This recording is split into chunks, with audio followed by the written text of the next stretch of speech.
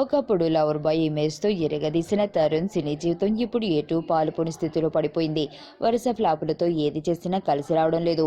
ప్రేక్షకులు మర్చిపోతున్న తరుణంలో ఏదో ఒక మూవీతో రీఎంట్రీ ఇద్దామని చూసినా ఆరంభంలోనే ఆగిపోతున్నాయి. అడపాదడపా పార్టీల్లోనూ సెలబ్రిటీ క్రికెట్ మ్యాచ్ల్లో తప్ప సినిమాకు దూరమై చాలా కాలమే అయింది. గతంలో వరుసగా సూపర్ హిట్ అందుకున్న తరుణ్ కెరియర్ గ్రాఫ్ పూర్తిగా డౌన్ అయిపోయింది.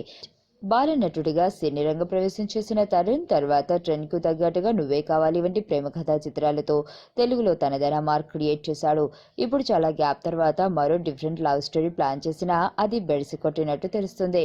రమేష్ గోపి దర్శకత్వంలో రామ్ ఎంటర్టైన్మెంట్స్ పతాకంపై ఎస్వి ప్రకాష్ నిర్మించి తలపెట్టిన ఇది నా లవ్ స్టోరీ పట్టాలెక్కినట్టే అనిపించినా మళ్లీ మొదటికి వచ్చినట్టు కనిపిస్తుంది. 2015 సెప్టెంబర్లోనే షూటింగ్ ప్రారంభమై ఫస్ట్ లుక్ కూడా విడుదల చేసినప్పటికీ మూవీ పరిస్థితి ఏంటో ఎవరికీ అంతుపట్టడం లేదు. అంతేకాదు భారీ స్థాయిలో సినిమా ఆడియో లాంచ్ కూడా ప్లాన్ చేశారట.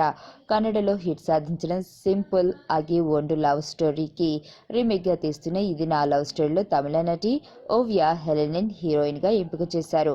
అసలు సినిమా ఆగిపోవడానికి కారణం ఇటీవల పెద్ద నోట్ల రద్దు కూడా ఒక కారణమని టాలీవుడ్ వర్గాలు చెప్పుకుంటున్నాయి.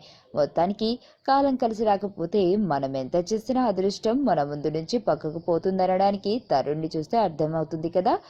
ఈ వీడియో మీకు నచ్చినట్టయితే వెంటనే ఓ లైక్ కొట్టడం మర్చిపోకండి. ఇలాంటి వీడియోలు మరిన్ని చూడాలనుకుంటే మా యూట్యూబ్ ఛానల్ను సబ్స్క్రైబ్ చేయడం మర్చిపోకండి.